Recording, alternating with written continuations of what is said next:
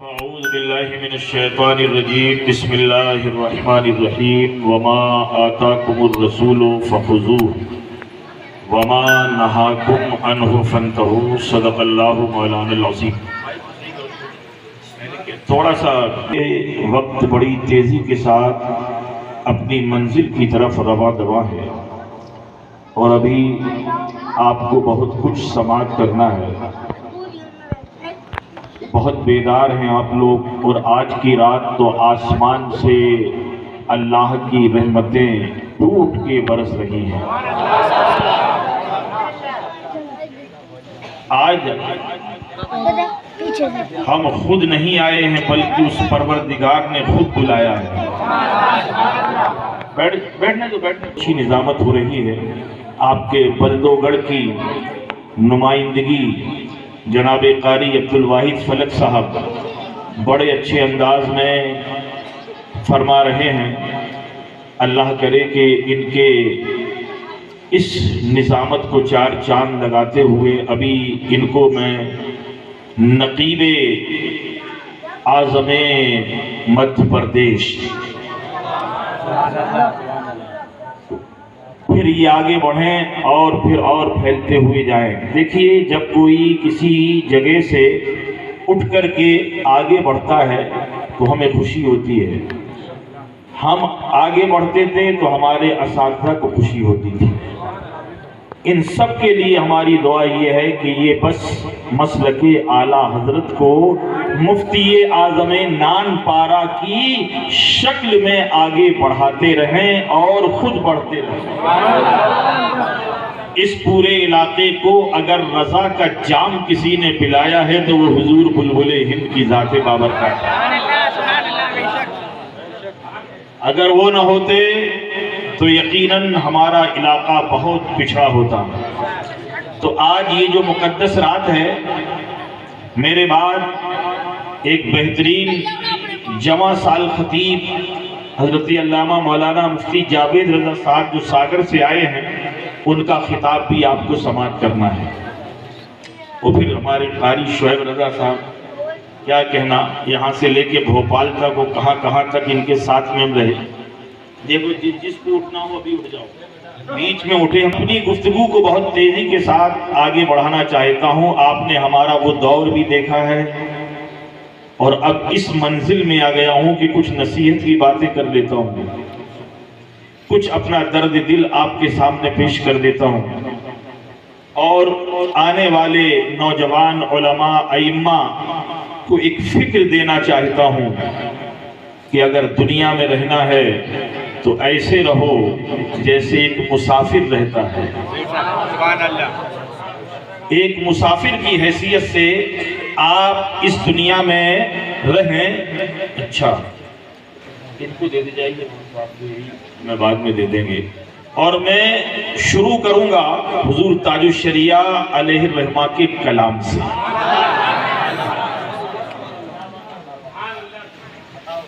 حضور تاج الشریعہ کا یہ کلام مجھے بہت پسند ہے، اس لیے پسند ہے کہ مجھے مدینہ بہت پسند ہے،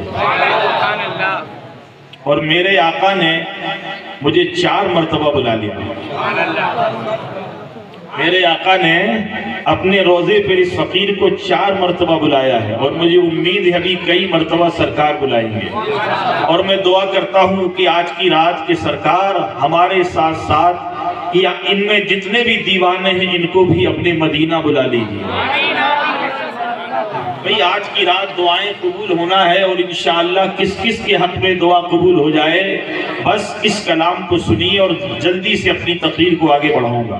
مگر ایک مرتبہ دل کی گہرائیوں سے اپنے آقا پر مدینہ جانے کی آرزو رکھتے ہوئے ذرا بلند آواز سے درود پاک پڑھ لیں۔ الصلاۃ والسلام علیک یا رسول اللہ، الصلاۃ والسلام علیک یا نبی اللہ، وعلی آلک و اصحابک و ازواجک یا خیر خلق اللہ۔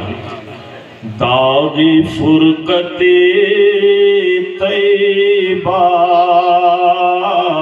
قلب مزمحل جاتا، جب لوٹا دیا نا حضور تاج الشریعہ کو، اور نہیں مکہ اور مکے سے لوٹا دیا، مدینہ نہیں جانے دیا، تو اس وقت واپسی پر یہ کلام کس انداز میں لکھا ہے کہ داغ فرقت طیبہ قلب مزمحل جاتا، داغ فرقت طیبہ قلب مزمحل جاتا، کاش گنبد خضرا دیکھنے کو مل جاتا، کاش گنبد خضرا مدینہ شریف۔ ویسے ابھی تک تو میں نے جن جن کے لیے دعا کی الحمدللہ سب جا چکے ہیں۔ پاسپورٹ بنائے کہ نہیں؟ بنا لیجئے، بہت جلدی انشاءاللہ حاضری ہونے والی ہے کہ کاش گنبد خضرا دیکھنے کو مل جاتا۔ وہ کیا فرماتے ہیں کہ دم میرا نکل جاتا، دم میرا نکل جاتا، ان کے آستانے پر، زور سے کہو سبحان اللہ، کہ دم میرا نکل جاتا،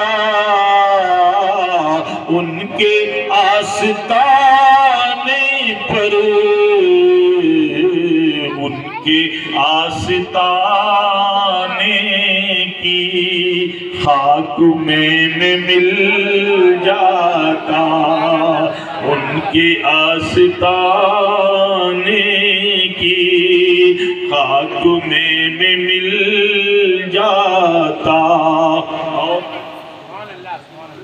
دیکھیں بھائی قاری صاحب کہ موت لے کے آ جاتی، موت لے کے آ جاتی، زندگی مدینے میں موت لے کے آ جاتی، زندگی مدینے میں موت سے گلے مل کر زندگی میں مل جاتا۔ اور اس کے بعد جب بلایا گیا تو اب مکہ کہا، اتنی جلدی قبول ہوئی کہ فوراً مہمان بنایا گیا، اور مکے میں اسی کی طرف اشارہ ہے کہ ان کے در سے اختر کی، ان کے در سے اختر کی حسرتیں ہوئی پوری، سائل در اقدس کیسے منفعل جا، منفعل کہتے ہیں محروم واپس لوٹانے کو، فرماتے ہی تو ہو ہی نہیں سکتا، کیونکہ میرے دادا جان نے کہا ہے، میرے دادا جان نے کہا ہے مانگیں گے مانگے جائیں گے، منہ مانگی پائیں گے، سرکار میں نہ لا ہے نہ حاجت اگر کی ہے۔ اعلیٰ حضرت کا شعر ہے نا کہ مانگیں گے مانگے جائیں گے، منہ مانگی پائیں گے، سرکار میں نہ لا ہے، اور منگتے کا ہاتھ بڑھتے ہی داتا کی دین تھی، منگتے کا ہاتھ بڑھتے ہی داتا کی دین تھی، دوری قبول و عرض میں بس ہاتھ بھر کی ہے۔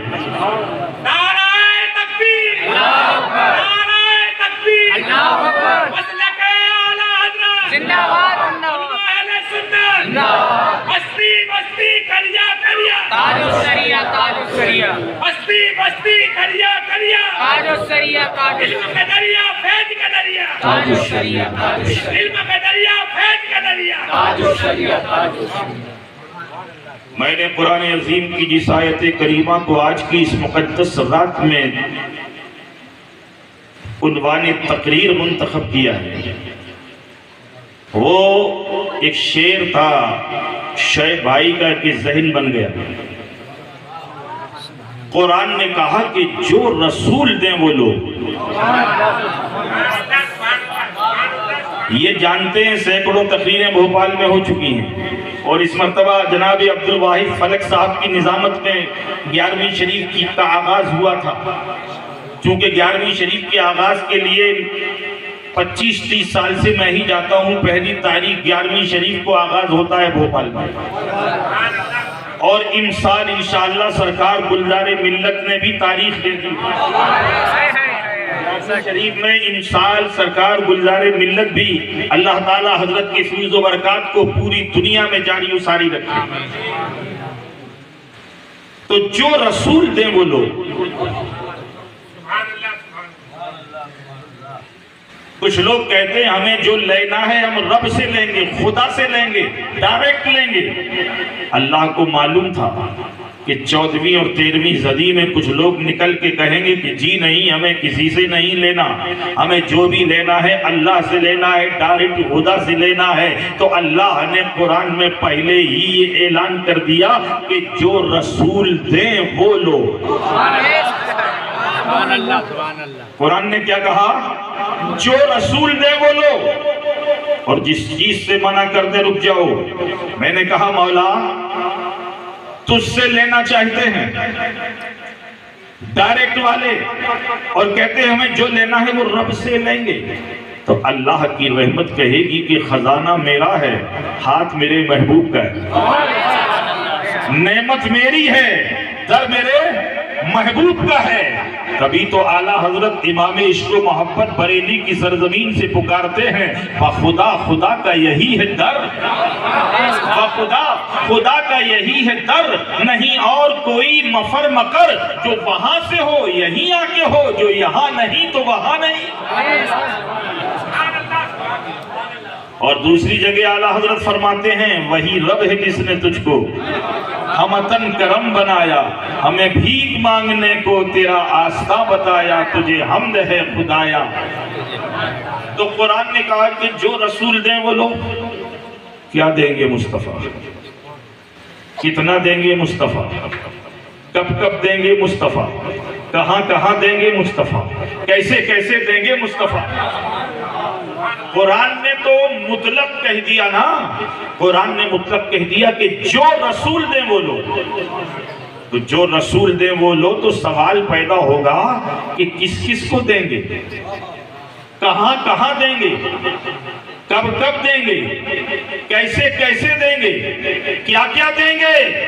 جب اعتراض کرنے والوں کی ٹولی آگے بڑھی، اور جب اعتراض کرنے والوں نے اعتراض کیا، تو قرآن نے کہا کہ تم قرآن کی سمجھ بھی نہیں رکھتے، تم قرآن کا فہم بھی نہیں رکھتے.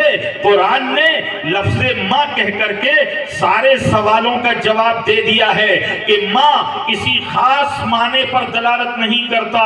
عربی میں لفظ ماں وہ ہے جو سارے معنوں پر دلالت کرتا ہے. مطلب یہ ہے کہ جسے جسے ضرورت پڑے گی اسے اسے دیں گے مصطفیٰ، جہاں جہاں ضرورت پڑے گی وہاں وہاں دیں گے مصطفیٰ، جب جب ضرورت پڑے گی تب تب دیں گے مصطفیٰ، جیسے جیسے ضرورت پڑے گی ویسے ویسے دیں گے مصطفیٰ، اور جسے جسے ضرورت پڑے گی اسے اسے دیں گے. سبحان اللہ. اس لیے کہ جب قرآن نے قید نہیں لگائی تو ہم قید نہیں لگا سکتے.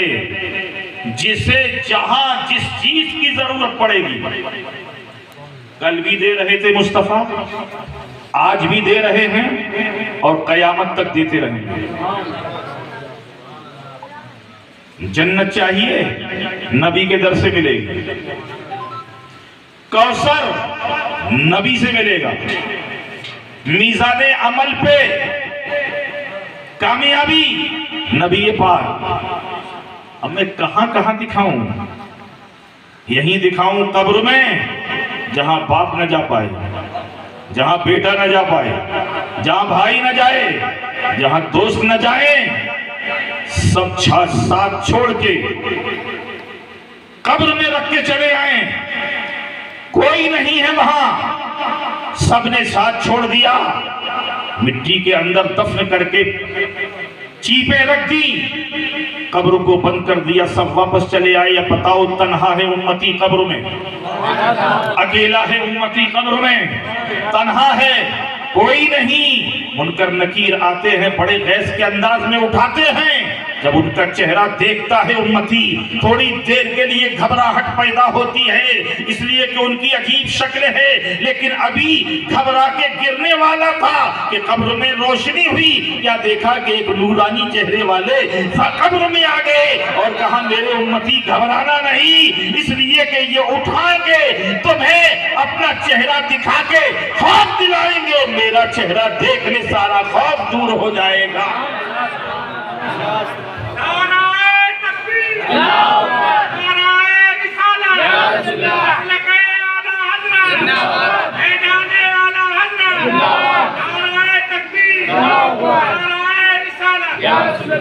دنیا میں کام آئے مصطفیٰ، قبر میں کام آئے مصطفیٰ، میدان محشر میں کام آئے مصطفیٰ، میزان عمل پہ کام آئے مصطفیٰ، حوض کوثر پہ کام آئے مصطفیٰ، پل صراط پہ کام آئے مصطفیٰ، جنت میں لے جائیں مصطفیٰ۔ بتاؤ کہاں ضرورت نہیں ہے مصطفیٰ کی؟ بتا سکتے ہو کہاں ضرورت نہیں ہے؟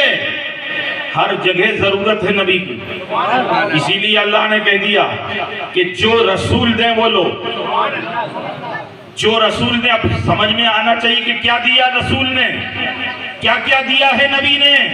تو آپ ذرا صحابہ کے درمیان کی زندگی کو دیکھیں، جب اللہ کے نبی زمین کے اوپر ہیں اور صحابہ آپ کے ارد گرد ہیں، اب صحابہ سے پوچھو کہ کیا دیا ہے نبی نے، تو صحابہ کا ایمان کہے گا، صحابہ کا ایقان کہے گا۔ ہم سے پوچھنا چاہتے ہو تو سنو، خدا کی معرفت ہمیں دی ہے تو نبی نے دی ہے۔ بولو خدا کو کس نے پہچانوایا؟ ہم نے ایک مرتبہ یہی تو کہا تھا بھوپال میں، اور وہ سبق اگر تم نے پڑھ لیا تو مفتی نانپارہ کی یاد تازہ ہو جائے گی۔ سوال آیا کہ قرآن میں سب کچھ ہے، بہت توجہ سے سنیے، قرآن میں سب کچھ ہے، اور قرآن دینے کے لیے نبی آئے تھے، اب قرآن مل گیا، اب نبی کی کیا ضرورت ہے؟ اس لیے کہ قرآن میں سب کچھ، اللہ نے اپنے نبی کے ذریعے ہمیں قرآن دے دیا، اب ضرورت کیا ہے نبی کی؟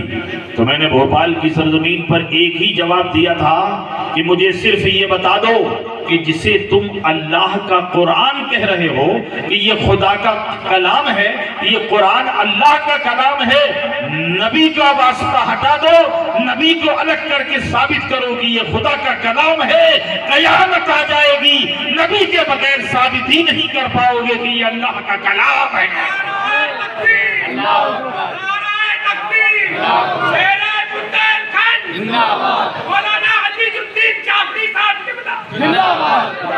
نہیں ثابت کر پاؤ گے، کیوں؟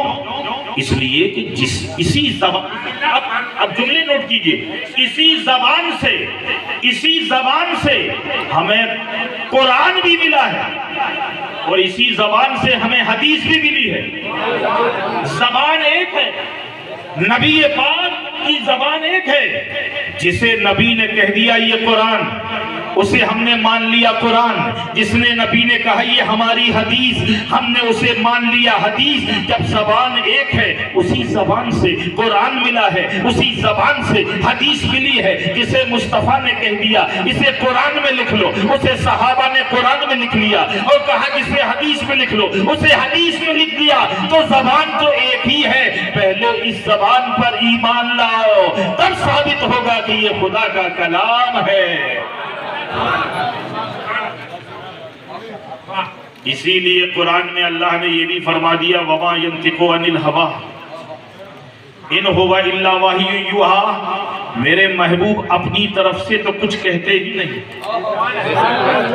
میرے محبوب اپنی طرف سے تو کچھ کہتے ہی نہیں، یہ وہی کہتے ہیں جو میں کہلواتا ہوں۔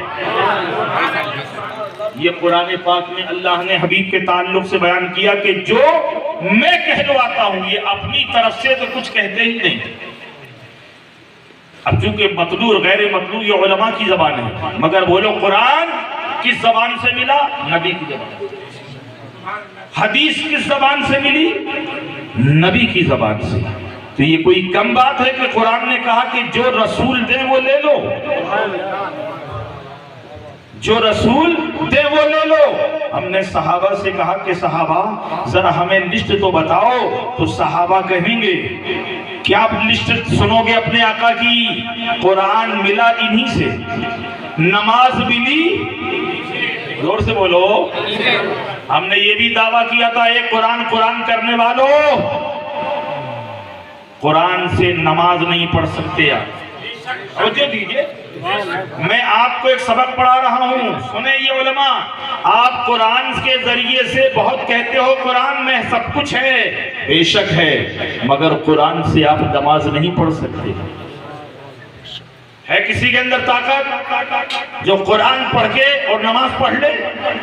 اس لیے کہ قرآن میں نماز کا حکم ہے، قرآن میں نماز کی تاکید ہے، قرآن میں نماز کی فضیلت ہے، مگر پڑھنے کا طریقہ قرآن میں نہیں ہے۔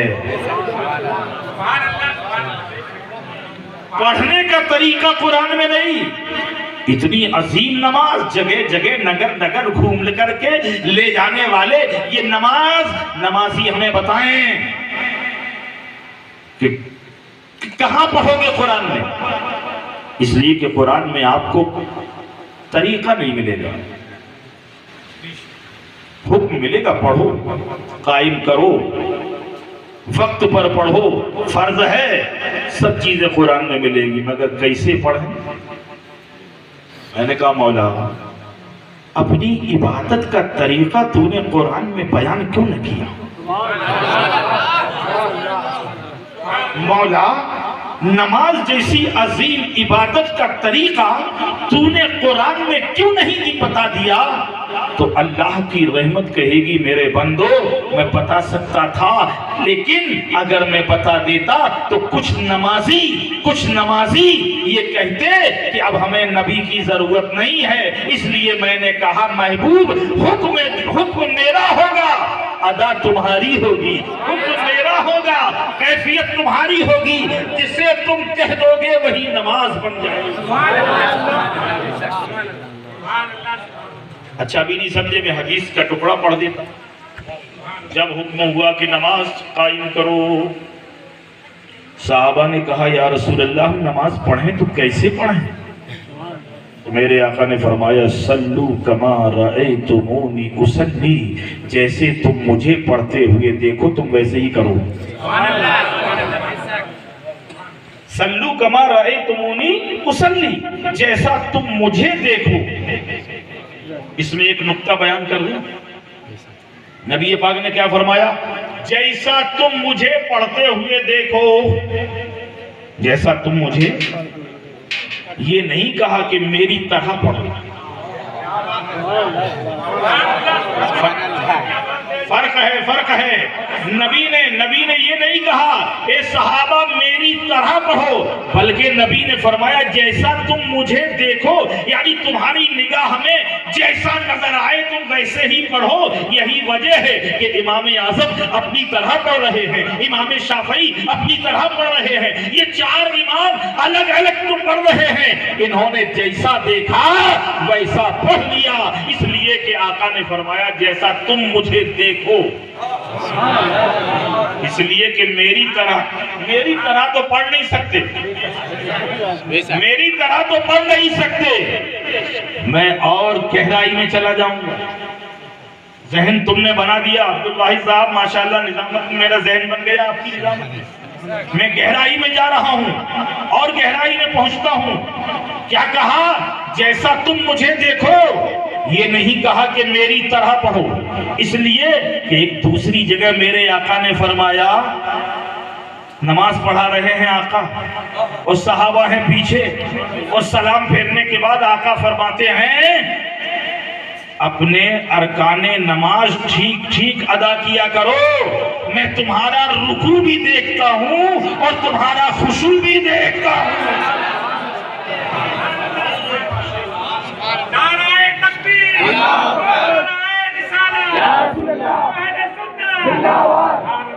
کیا فرمایا؟ میں تمہارا رکوع بھی دیکھتا ہوں. تو کیا سرکار پیچھے مڑ مڑ کے دیکھتے تھے؟ یہ فرمانا کہ میں تمہارا رکوع بھی دیکھتا ہوں اور تمہارا خشوع. اللہ اللہ یار، رکوع دیکھنا یہ آنکھ کا کام ہے، اور ہمارے دل کی کیفیت کیا ہے نماز میں؟ زور سے بولو. کوئی بتا سکتا ہے کہ ہم نماز پڑھ رہے ہیں تو ہمارا دل کہاں لگا ہے؟ دکان میں لگا ہے کہ جلسے میں؟ گھر میں لگا ہے کہ اپنی اولاد میں؟ یا صرف اللہ کی عبادت میں؟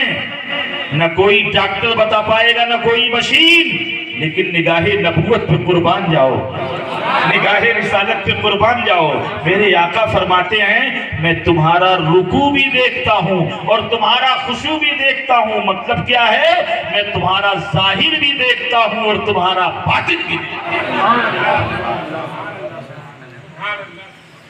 تو جس نبی کی نگاہ نماز میں ایسی ہو، توجہ دیجیے گا، توجہ دیجیے گا، جس نبی کی نگاہ نماز میں ایسی ہو، عبادت میں ایسی ہو، اس نبی کی نگاہ اپنے مزار میں کیسی ہوگی؟ ایسی بات ہے. اللہ کی عبادت میں جب نبی کی نگاہ کا یہ عالم ہے تو پھر اپنی قبر انور میں نبی کی نگاہ کا عالم کیا ہوگا؟ کوئی اندازہ لگا سکتا ہے؟ نہیں. اور اندر جائیے. بات جب نماز کی آئی ہے پیارے، تو آج کی رات بڑی قیمتی رات ہے، بہت ہی قیمتی رات ہے. اس لیے کہ آج کی رات پروردگار خود بلاتا ہے. آؤ آؤ، کیا چاہتے ہو مانگو. اس کو یوں سمجھو کہ ایک شخص، ایک فقیر گزرتا ہے مانگتے ہوئے، اور بڑے بڑے لوگوں کے دروازے سے گزر جاتا ہے. کوئی ضروری نہیں ہے کہ اسے بھیک مل ہی جائے، لیکن اگر کوئی بڑا آدمی کسی دن یہ اعلان کر دے کہ کل میرے بچے کی شادی ہے، جس کو جو لینا ہو، جس فقیر کو وہ آ جائے میرے دروازے پر، مجھے بتاؤ کیا اس وقت وہ کوئی جو بھی فقیر جائے گا وہ خالی ہاتھ نہیں لوٹایا جائے گا؟ اس لیے کہ آج وہ خود نہیں بلایا ہے، اس نے خود بلایا ہے. یہ خود نہیں گیا بلکہ اس نے بلایا ہے. بلا تشبیہ و تمثیل. اور راتوں میں ہم مانگیں، رب دے نہ دے یہ اس کی مرضی ہے، لیکن آج کی رات تو وہ محروم کر ہی گا ہی نہیں، اس لیے کہ اس نے خود دینے کے لیے بلایا ہے. خود بلایا ہے. کیا چاہتے ہو؟ آؤ، میں سب دینے کے لیے تیار ہوں. تو میرے بھائیوں، آپ جو سن رہے ہیں نا، یہ آپ کے دامن میں اللہ کی رحمتیں آ رہی ہیں، اور ایسی رحمتیں کہ جو رحمت نظر نہیں آتی لیکن دامن بھر جاتا ہے. دنیا والے دیتے ہیں تو دکھتا ہے، اور رب جب دیتا ہے تو دکھتا نہیں اور دامن بھر جاتا ہے. کیوں؟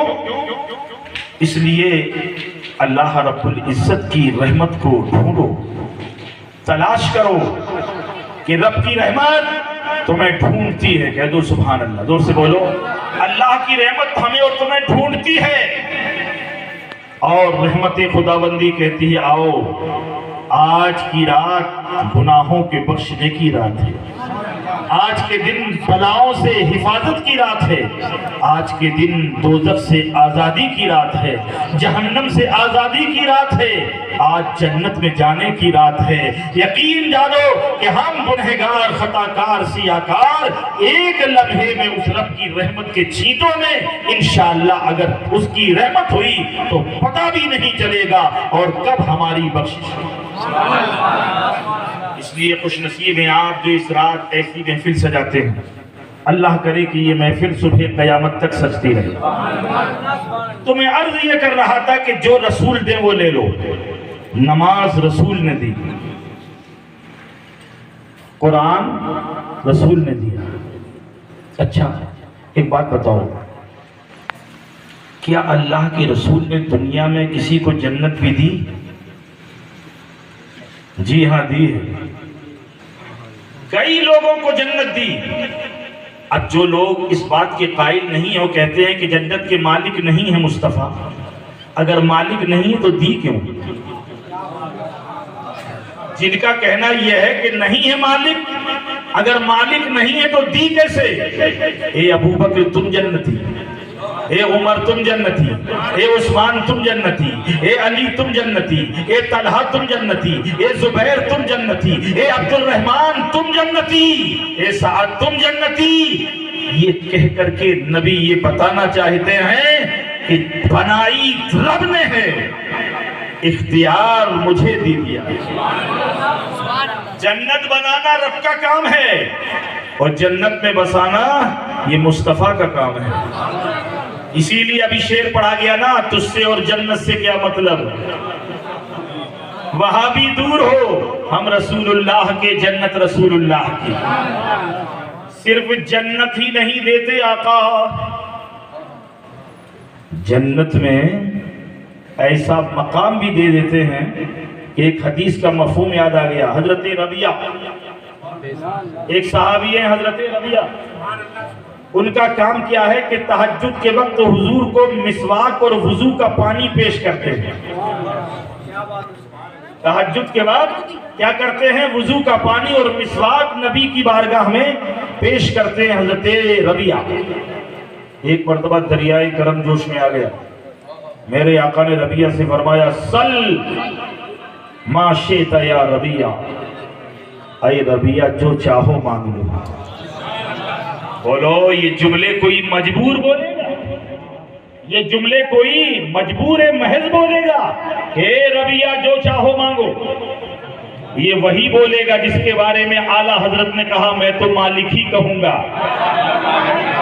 میں تو مالک ہی کہوں گا کہ ہو مالک کے حبیب، یعنی محبوب و محب میں نہیں میرا تیرا، یعنی محبوب و محب میں نہیں میرا تیرا.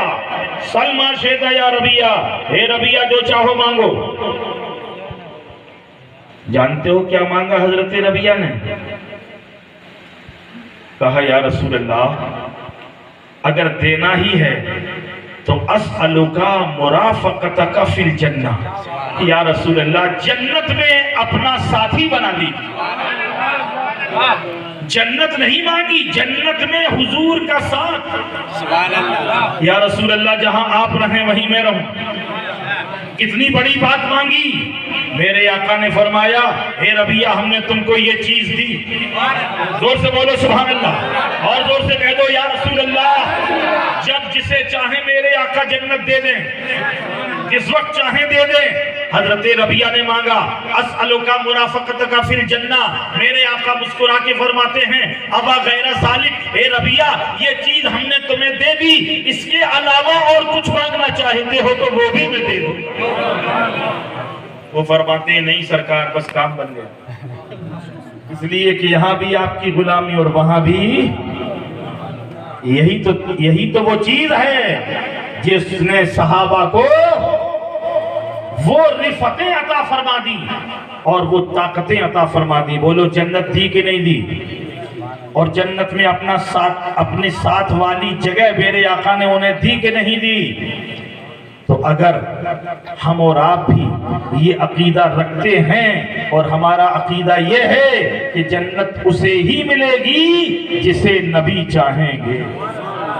کسی کہنے والے نے کہا ہے کہ تعجب کی جا ہے کہ فردوس اعظم، تعجب کی جا ہے کہ فردوس اعظم بنائے خدا اور بسائے محمد.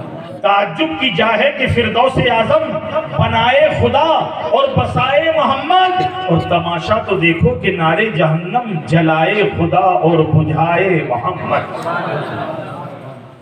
تو جو رسول تمہیں دیں وہ لے لو. اچھا کیا دیا ہے نبی نے؟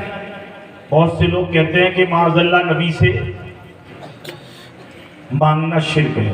میں نے کہا اچھا ہاں آج تو طرح طرح کی آپ اٹھائیے موبائل اور کلک کیجیے ساری چیزیں آپ کو مل جائیں گی.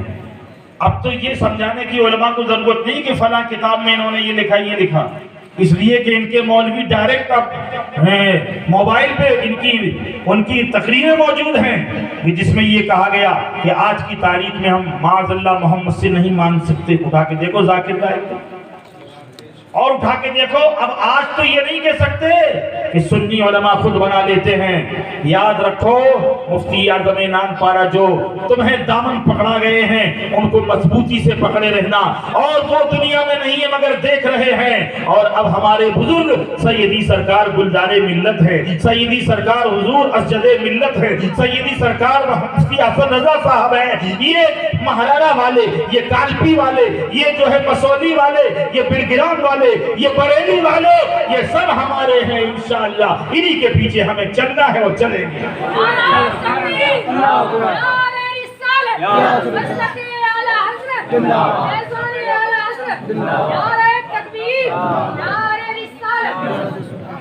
حضرات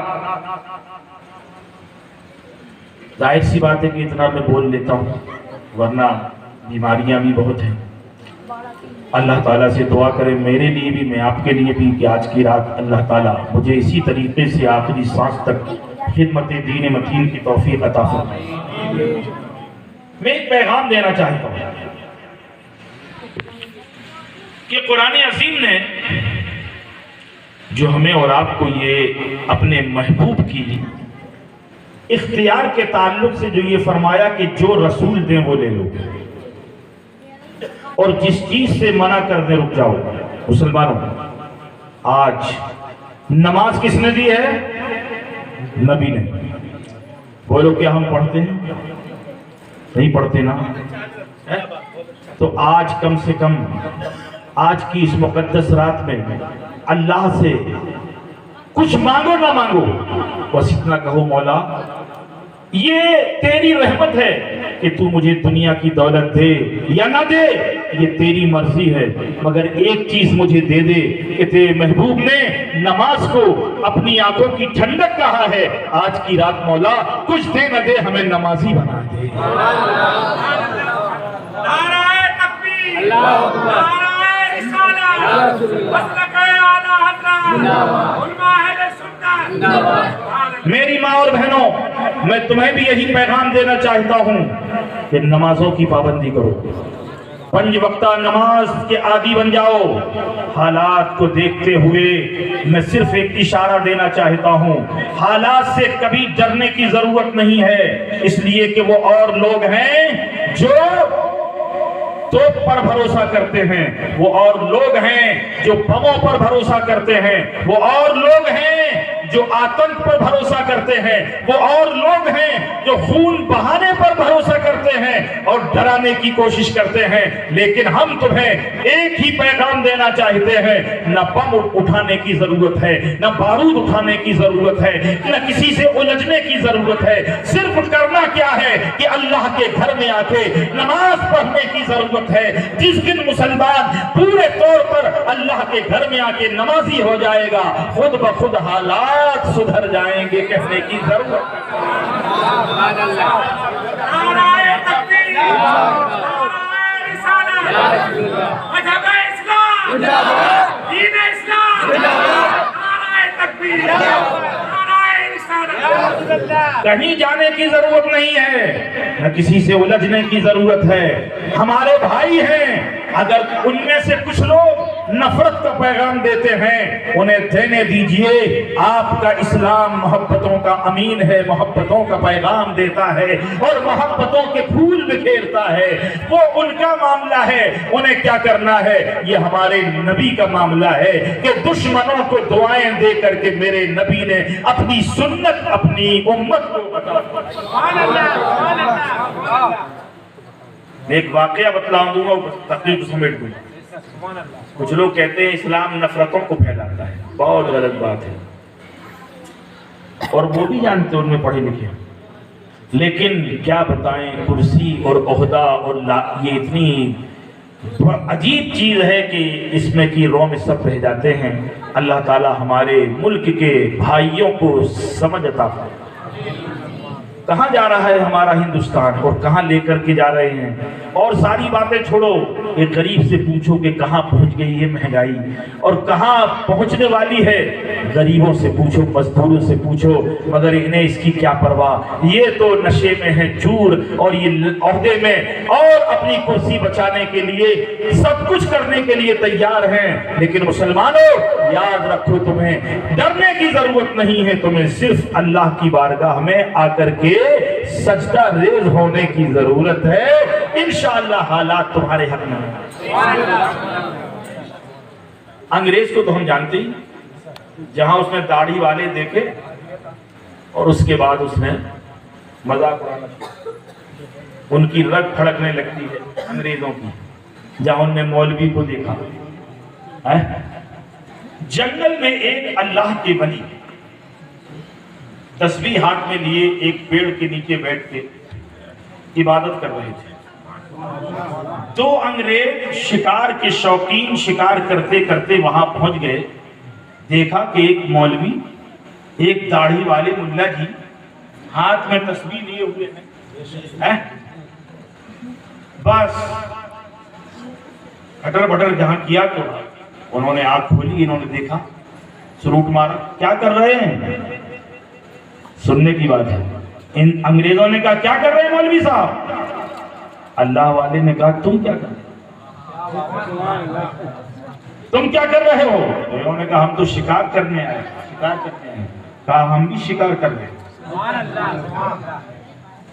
اب تو ترکی بترکی جواب، اس نے پوچھا کیا کر رہے ہو؟ انہوں نے پوچھا کیا کر رہے ہو؟ انہوں نے کہا ہم شکار کر رہے ہیں۔ انہوں نے کہا ہم بھی شکار کر رہے ہیں۔ تو انہوں نے کہا شکار تو کر رہے ہو، تمہارا ہتھیار کہاں ہے؟ تو اللہ والے نے کہا تمہارا ہتھیار کہاں؟ پھر انہوں نے اپنی ایئر گن دکھائی، کہا یہ ہے میرا ہتھیار۔ تو اللہ والے نے اپنی تسبیح دکھا دی، کہا یہ ہے میرا ہتھیار۔ میں آپ کو سمجھانا چاہتا ہوں میرے نوجوانوں، سمجھو اسلام کو، الجھو مت۔ اگر وہ کچھ کر رہے ہیں، جیسے ہمارے یہاں جو ہے ہمارے بھائیوں نے تلواروں کا اور کاہے کا جلوس نکالا تھا بہت سال پہلے، ہمارے نوجوانوں نے بھی چاہا تھا کہ ہم بھی نکالیں۔ ہم نے کہا یہ ان کا دھرم ہے، یہ ان کی بھاونائیں ہیں کہ یہ تلواریں کے ذریعے دکھانا چاہتے ہیں۔ ہم عید میلاد النبی میں نبی کے پیغام کو بتائیں گے کہ تم نے یہ نکالا تھا جلوس میں، ہم گلاب کے پھول لے کے تمہارے پاس جائیں گے اور جا کے گلاب کے پھول دے کے اپنے نبی کی سنت کو پورا کرتے ہوئے نظر آئے گے۔ اور آج تک اس سنت کی برکت یہ ہے کہ پرشاسن کو اور وہاں کے لوگوں کو جو ہم نے پھول بانٹے، تو جب وقت آیا ہے آج بھی پرشاسن نے ہم لوگوں کا ساتھ دے کر کے یہ کہا یار نبی کی سنتوں کو اپنا کے تو دیکھو، نبی کے طریقے پر چل کے تو دیکھو، انہوں نے کیا ہم بھی کریں گے، یہ کیا بات ہوئی؟ تو جیسے ہی کہا اچھا یہ تمہارا ہتھیار ہے؟ کہا ہاں۔ تو کہا بابا یہ ہتھیار اس کا کیا کمال ہے؟ تو بابا نے کہا تمہارے ہتھیار کا کیا کمال ہے؟ کہا دیکھنا چاہتے ہو میرے ہتھیار کا کمال؟ اللہ کے ولی نے کہا دکھاؤ۔ تو ایک پرندہ پیڑ کی ٹہنی پہ بیٹھا چہچہا رہا تھا، لگایا نشانہ، اور نشانہ جیسے ہی لگایا اور اس میں سے چھرے نکلے اور اس کو لگے، بے جان ہو کے بے زبان ہو کے پیڑ کے نیچے آئے۔ فرمایا بابا دیکھا میرے ہتھیار کا کمال، جو بول رہا تھا میں نے خاموش کر دیا، جو چہچہا رہا تھا میں نے بے زبان کر دیا، جو زندہ تھا ہم نے اسے مردہ کر دیا۔ دیکھا میرے ہتھیار کا کمال، اب تم دکھاؤ اپنے ہتھیار کا کمال۔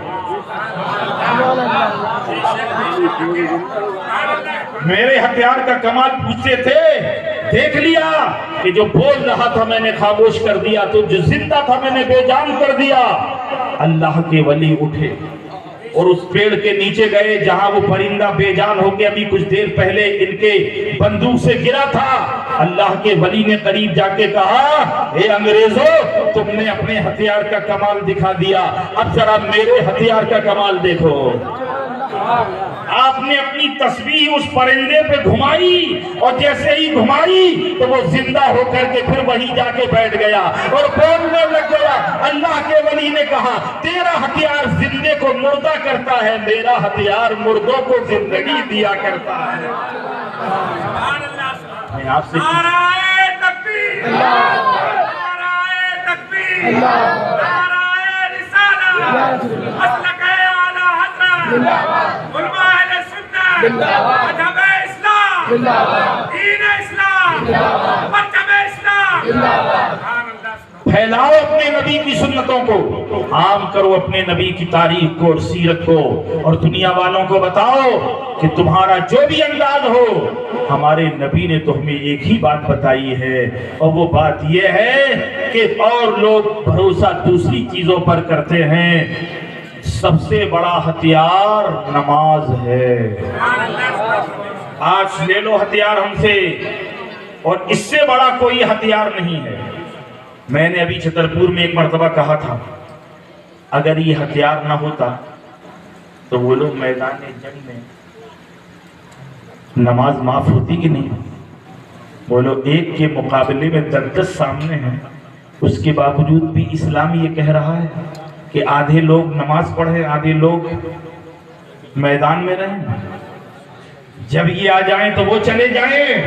گویا اسلام کا فلسفہ بول رہا ہے، اسلام کی حکمت بول رہی ہے کہ ہم تعداد میں بھی کم، اسلحے میں بھی کم، ہمارے پاس نہ اسلحہ ہے، نہ ہمارے پاس کوئی سامان ہے، نہ ہماری پاس تعداد ہے. اس کے باوجود بھی میدان جنگ میں ہم نے نماز پڑھوا کر کے یہ ذہن دیا ہے کہ تمہاری طاقت تمہارے بازوؤں میں نہیں ہے، تمہاری طاقت تمہاری نماز میں ہے، تمہارے سجدے میں ہے، اللہ کی بارگاہ میں جھکنے میں. ابھی بھی نہیں سمجھے؟ ماں اور بہنیں کو کیا ہے؟ صبح اٹھی ٹی وی کھول دینا، انہیں پتا نہیں، ان کو معلوم نہیں کہ نماز وہ بات میں کرنا نہیں چاہتا. میں پردے میں بات کہنا چاہتا ہوں کہ اس عالم میں بھی عورتوں پر نماز معاف نہیں ہے. جب بچے کی پیدائش ہو رہی ہے پوچھئے علماء کہ کتنے وقت کے بعد نماز معاف ہوتی ہے؟ کیسا مرحلہ ہوتا ہے ایک عورت کے لیے پیدائش کے وقت ہوتی ہے. مگر اس وقت بھی نماز پڑھنے کا طریقہ اسلام نے ہماری ماں اور بہنوں کو بتایا. میدان جنگ میں ہم سے نماز معاف نہیں، پیدائش کے وقت عورتوں سے نماز معاف نہیں. وہ ایک وقت آتا ہے. اب آپ بتائیے کہ اس سے بڑی طاقت اور ہم کیا کہہ سکتے ہیں اپنی ماں بہنوں اپنے بھائیوں سے؟ آج جو حالات ہمارے اوپر آ رہے ہیں صرف اس کی ایک وجہ یہ ہے کہ ہم نماز سے بالکل غافل ہو چکے ہیں. نماز پڑھنا ہم نے چھوڑ دیا ہے. ہمارے نوجوان بیٹھے رہیں گے، ہمارے بھائی رہیں گے، ہماری ماں اور بہنیں گھر میں بیٹھی رہیں گی، نماز کا وقت ہو جائے گا نماز نہیں پڑھیں گی. میں نے ایک نعرہ دیا ہے اپنے علماء سے، معذرت کے ساتھ میں یہ نعرہ دینا چاہتا ہوں کہ بہت نعرے لگائے ہیں آپ نے، ذرا ایک نعرہ میرے ساتھ بھی لگا لیجئے کہ ہم کام کریں گے. کھیتی کے وقت کھیتی کریں گے، تجارت کے وقت تجارت کریں گے، سفر کے وقت سفر کریں گے، کھانا کھانے کے وقت کھانا، ہر کام وقت پر کریں گے. مگر جب نماز کا وقت آ جائے گا تو پھر سارے کام ہم بند کریں گے. نماز سے بڑا کوئی کام نہیں ہے، یہ نعرہ ہونا چاہیے. نماز سے بڑا کوئی کام نہیں ہے میرے بھائی. یاد رکھو نماز اللہ کی عبادت ہے. ہر کام روکا جا سکتا ہے لیکن نماز نہیں روکی جا سکتی. جب یہ ذہن بنا لو گے نماز نہیں، نماز کے وقت سارے کام بند، چاہے جتنی بڑی تجارت ہو، چاہے جتنا بڑا کام ہو. یاد رکھو روزی دینے والا پروردگار ہے. ایک صحابی کا واقعہ ہے، کہہ دو سبحان اللہ. ہم یہ نہیں کہتے کہ صحابی کی اس سنت پہ عمل کرو. وہ کیا کرتے تھے؟ وہ جاتے تھے بازار، جاتے تھے اور ایک دن کا جو ان کا اور ان کے گھر کا خرچ ہوتا تھا نا، ایک دن کا، چاہے وہ 1 گھنٹے میں بک جائے، چاہے آدھا گھنٹے میں بکے، چاہے 3 گھنٹے میں بکے، ایک دن دن کا ان کا خرچ نکلا، انہوں نے اپنی پوٹلی باندھی اور جا کے گھر میں رکھی اور مسجد پہنچی، چاہے وہ 10 منٹ میں بک جائے، اگر 10 منٹ میں ایک دن کا خرچ آ گیا پھر انہوں نے نہیں بیچا۔ ہم یہ کہتے کہ ٹھیک ہے، وہ صحابی ایک دن کا خرچ جتنی دیر میں آ جاتا تھا پھر اپنی تجارت سمیٹ لیا کرتے تھے۔ یار تم پورے دن کرو لیکن جب نماز کا وقت آئے اتنی دیر تو اپنی تجارت کو سمیٹ دو، اس لیے کہ اب اللہ کا کام آ گیا ہے، اب دنیا کا کام نہیں ہوگا، اب تجارت کا کام نہیں ہوگا، اب کھیتی کا کام نہیں ہوگا، اب اور کوئی کام نہیں ہوگا، اگر ہوگا تو اللہ کا کام یعنی نماز ہوگی۔ ایسی بات ہے کہ آج اتنی جلدی بخشوا دیتے ہیں ہمارے کچھ شاعر اور کچھ مولوی، سیدھا ڈائریکٹ جنت جیسے انہی کو دینا ہو نہیں۔ آپ علماء فرماتے، فقہاء کرام نے فرمایا کہ جب لوگ دین کی طرف سے غافل ہوں تو ان کو بخشش کی حدیثیں سنانا ان کو جری بنا دینا۔ یہ حدیث سنائی جاتی ہے، مفتی صاحب بھی ہیں، علماء کرام بھی ہیں، کیا سنائی جاتی ہے؟ شفاعتی ابن امتی لأہل الکبائر و کما قال، بے شک حدیث ہے، میرے آقا نے صحیح فرمایا کہ میری شفاعت میری امت کے بڑے بڑے گنہگاروں کے لیے ہے، حدیث ہے۔ لیکن یہ حدیث کہاں ڈالو گے بھائی؟ من ترک الصلاۃ متعمدا فجزاؤہ جہنم، یہ بھی تو نبی کی حدیث ہے کہ جس نے جان بوجھ کر کے نماز کو چھوڑا اس کا ٹھکانہ جہنم ہے، یہ بھی تو نبی نے فرمایا۔ تو میٹھا میٹھا ہے یہ نہیں سناتے، بس شفاعت فوراً ایسا معلوم ہو رہا ہے کہ اب شفاعت ہوئی گی۔ میرے بھائی یہ سب باتیں نہیں، یہ سب باتیں نہیں، نبی کی حدیث میں لو، من ترک الصلاۃ متعمدا فجزاؤہ جہنم، یہ حدیث سے پاک۔ میرے آقا نے ارشاد فرمایا جس نے جان بوجھ کر نماز کو چھوڑا اس کا ٹھکانہ، حضور سے بولو اس کا ٹھکانہ۔ اس حدیث کو بھی تو کبھی یاد رکھو میرے بھائی، نہیں رکھیں گے آپ۔ میں نے ایک جگہ تقریر کی، لاک ڈاؤن میں ایسی لڑائی ہوتی تھی، ہم کو پڑھنا ہے، یا اللہ جب گورنمنٹ نے پابندی لگا دی تو بڑی تیزی کے ساتھ لڑائی ہو رہی، ارے صدر صاحب جا رہے ہیں ہم نہیں جا رہے، انہی کا ہوگا، کوئی امام صاحب کو کچھ نظارہ مل گیا ہوگا اس لیے ان کا نام لکھ لیا، اور اب کچھ نہیں ہے تو پھر دیکھیے بھائی یار۔ تو ایک مرتبہ میں نے یہ کہا کہ یار یہ جمعہ میں لوگ کہاں سے آ جاتے ہیں؟ بہت توجہ دیجیے گا، فرق تھا، جمعہ میں اتنے لوگ کہاں آتے ہیں، کیوں آتے ہیں، کہاں سے آتے ہیں؟ یہ زمین سے تو نکلتے نہیں، یہ آسمان سے تو آتے نہیں۔ تو لوگ کہیں گے اور دنوں میں ہم ذرا دکان میں رہتے ہیں، کہیں چلے جاتے ہیں، چلو بھائی ہم نے مان لیا، ٹھیک ہے چلو جمعہ میں آ جاتے ہیں، تو چلیے کچھ لوگ یہاں رہتے ہیں، آخر یہ فجر میں کہاں چلے جاتے ہیں؟ فجر میں تو بازار نہیں کھلتا،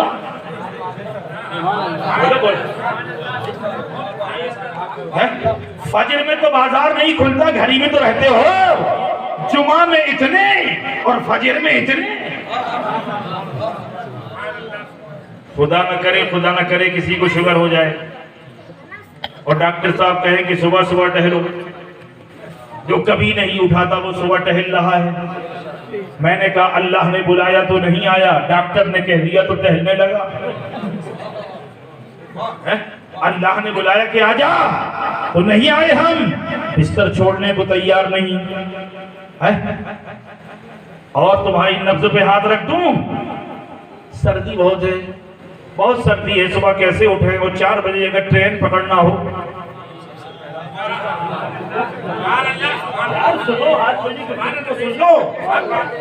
نماز میں اٹھنے کے لیے سردی اور ٹرین پکڑنے کے لیے سردی نہیں، 4 بجے بھی ٹرین ہے تو چلا جا رہا ہے، کیا جواب دے گا اپنے نبی کو؟ مجھے آج پہلے بہت دنوں کے بعد آیا ہوں، کیا جواب دو گے اپنے نبی کو کہ ٹرین پکڑنے کے لیے سردی نہیں تھی اور نماز میں میری آنکھوں کی ٹھنڈک تھی تو سردی لگ رہی تھی؟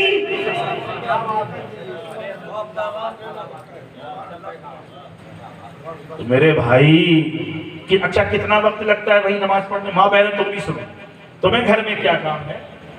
روٹی ہی تو بنانا ہے، کپڑے ہی دھلنا ہے، ان کو تو مسجد تک آنا ہے، تمہیں تو گھر ہی میں پڑھنا ہے، گھر ہی میں تو پڑھنا ہے تمہیں۔ آج طے کر لے ہماری ماں اور بہنیں، اور جو بچیاں نماز کی پابند ہو جائیں گی، مجھے اپنے رب سے امید نہیں یقین ہے کہ اس نماز کی برکت سے جہاں بھی وہ جائیں گی اور جہاں بھی ان کو گھر ملے گا بہت اچھا ملے گا۔ آج گھر گھر میں جو بچیوں کے لیے کیا کیا چیزیں ہو رہی ہیں سسرال میں، اگر خیریت سے اپنی زندگی وہاں گزارنا ہے تو آج کی رات ہماری وہ بچیاں یہ تہیا کر لیں کہ اب نماز نہیں چھوٹے گی۔ انشاءاللہ اس نماز کی برکت یہ ہوگی کہ وہاں جائیں گی تو بالکل گھر کی طرح انشاءاللہ رہے۔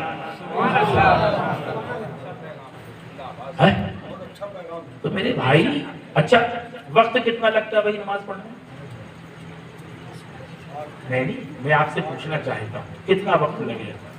فجر میں اگر آپ گھر سے بھی چلیں گے تو 15-20 بتائیے، ظہر میں، عصر میں، مغرب میں تھوڑا سا وقت لگتا ہے۔ اچھا ایک بات میں آپ سے پوچھ کے رخصت ہونا چاہتا ہوں، آپ کو 50,000 کی ضرورت تھی، آپ کو ادھار نہیں ملا، کسی نے آپ کو سب کچھ کیا، ایک صاحب آئے دھیرے سے کہا کہ ٹھیک ہے بھائی آپ کو ضرورت ہے، میں یہ آپ کو دیتا ہوں 50,000 روپے خرچ کرو، دینا ہو دینا، نہ دینا ہو نہ دینا۔ اب مجھے آپ خود بتاؤ، ایک شخص وہ ہے جو ادھار دیتا ہے اور قرض کا تقاضا کرتا ہے، اس سے آپ کٹتے ہو چھپتے ہو، اور ایک شخص کہتا ہے بھیا رکھ لو اپنے کام میں لے آؤ، دینا ہو دینا، نہ دینا ہو نہ دینا، تو اپنا کام چلاؤ۔ بولو جب وہ آدمی ملے گا آپ کا ہاتھ اٹھے گا سلام کے لیے کہ نہیں؟ آپ کو اس کی یہ نعمت یاد آئے گی کہ نہیں؟ آپ کا اس کا یہ کرنا آپ کو یاد آئے گا کہ نہیں؟ ایک شخص 50,000 سے مدد کر دے تو آپ اس کا احسان مانتے ہو، آپ اس کا احسان مانتے ہو، وہ کہیں بلائے گا تو آپ جاؤ، وہ کسی کام کے لیے کہے گا آپ کرو گے؟ مجھے بتاؤ کہ جس رب نے تمہیں آنکھیں دی ہوں، جس رب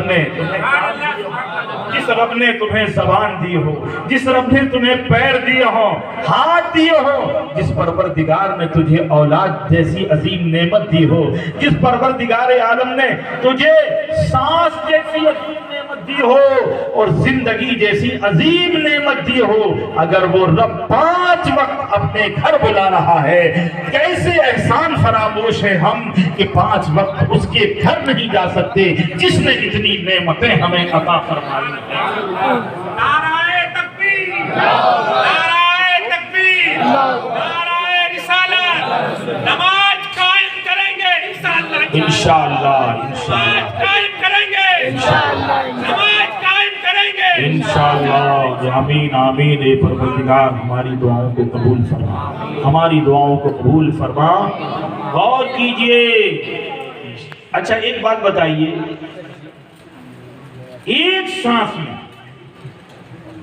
اللہ نے ہمیں 2 زندگی دی، ایک سانس میں کتنی زندگی دی ہے؟ 2۔ ایک سانس جو باہر ہے، ایک ہی سانس ہے نہیں، اگر اندر نہ جائے گئے نا آپ کام سے، اور وہ اندر جا کے وہی سانس باہر نہ آئے، سانس ایک ہے نا، باہر سے ہم اندر جاتی ہے، اندر سے باہر سانس لیتے ہیں، تو ایک سانس جو باہر ہے باہر کی باہر رک جائے، گئے نا آپ کام سے، اور اگر وہی سانس اندر جا کے واپس نہ پلٹے تب بھی ہم گئے کام سے۔ تو جس رب نے ایک سانس میں 2 زندگی دی ہو، ایک سانس میں 2 زندگی دی ہو، اس رب کا شکر ہم کبھی ادا نہیں کر سکتے۔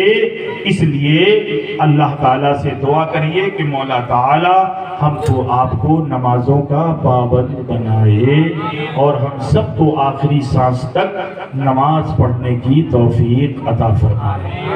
حضرات جتنا بھی میں نے کہا بس اسے آپ قبول کریں، اور قبول کرتے ہوئے اللہ تعالیٰ کی بارگاہ میں میرے لیے دعا کریں کہ مولا تبارک و تعالیٰ جتنی زندگی کی سانسیں اس نے مجھے میری اور لکھی ہے، مولا تعالیٰ مجھے خلوص اور محبت کے ساتھ خدمت دین متین کی توفیق دے، اور ان سب کے لیے میری یہی دعا ہے کہ اب آپ حضرات آگے بڑھ کر مسلک اعلیٰ حضرت کی اور مذہب اہل سنت کی خوب خدمات کریں، اور یاد رکھیے کہ انشاءاللہ تعالیٰ آپ دین کا کام کریں گے، اللہ تعالیٰ آپ کی ضرورتوں کو پورا کریں گے۔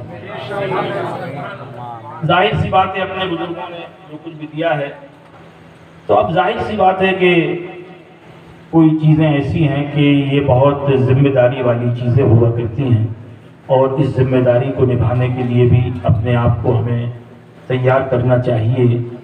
تو میں یہ چاہ رہا تھا، میں تو واقف کم ہوں، لیکن بہرحال آج اس شروعاتی محفل میں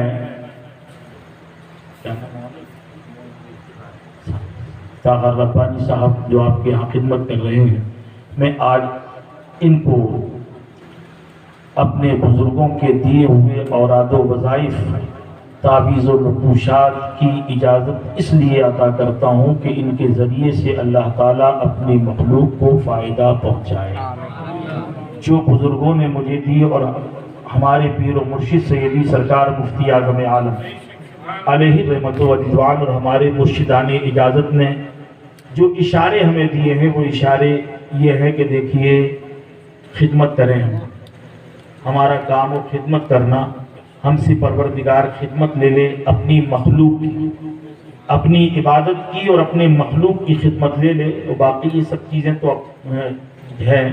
میں نے تو اپنی خلافت کو 25-30 سال چھپائے رکھا جو مجھے مل چکی تھی، تو ابھی اتنی جلدی خلافتوں کی ضرورت جن کو مل بھی گئی، ابھی اس عمر کو نہ پہنچی ہوں، تو اپنی خلافت کو ابھی چھپائے ہی رکھنا زیادہ بہتر ہے۔ اس لیے کہ بہت بڑی ذمہ داری ہے۔ مفتی مظفر احمد صاحب بلا بدائی انہی نے 30-35 سال پہلے بہت چھوٹے میں خلافت دی تھی، میں نے بتایا نہیں۔ علامہ توصیف رضا صاحب نے 8-9 سال پہلے خلافت دی تھی باہر، میں نے بتایا نہیں۔ جب وہ خود چھترپور آئے، انہوں نے خود بتایا جب لوگوں کو معلوم ہوا۔ تو بہرحال ابھی اس کی ضرورت نہیں ہے، لیکن یہ اگر چاہتے ہیں خدمت کرنا تو مذہب اہل سنت اور مسلک اعلیٰ حضرت کی اشاعت و ترویج کے لیے، اللہ کی مخلوق کے فائدے کے لیے، یہ اللہ کی مخلوق کو فائدہ پہنچائیں۔ جتنے بھی اوراد و وظائف ہیں یہ مجھ سے فون پر پوچھ لیں، اور باقی جو ہمیں اجازت ملی ہے ان سب کی اجازت، دلائل الخیرات کی بھی ہے اجازت، اور تمام جو ہے تعویذ و نقوشات عملیات کی اجازت آج میں انہیں اس اسٹیج سے عطا کرتا ہوں۔ اللہ تعالیٰ ان کو مذہب اہل سنت اور مسلک اعلیٰ حضرت پر استقامت رکھے، اور اللہ تعالیٰ ان کے ذریعے سے خوب خدمت دین متین کی توفیق ان کے ذریعے سے کرائے، اور یہ خلوص کے ساتھ یہ کام کریں۔ جو ان کی ذمہ داریاں ہیں، ان کو جو مل رہا ہے وہ ملے، مگر اس کام کے لیے فی سبیل اللہ اگر کوئی دیتا ہے تو قبول کریں، اور نہیں دیتا ہے تو اللہ کی رضا کے لیے۔ اس لیے کہ ہم نے مولانا ضیاء الدین سبحان اللہ خلیفہ اعلیٰ حضرت جو مہاجر مدنی ہیں، ان کے قول ہمیں یاد ہیں کہ وہ فرمایا کرتے تھے، وہی قول کو اپنے گرہ میں یہ باندھ لیں اور اس پر عمل کریں گے تو انشاءاللہ بے انتہا فائدہ ہوگا۔ وہ فرماتے ہیں تما نہیں، منع نہیں، جمع نہیں۔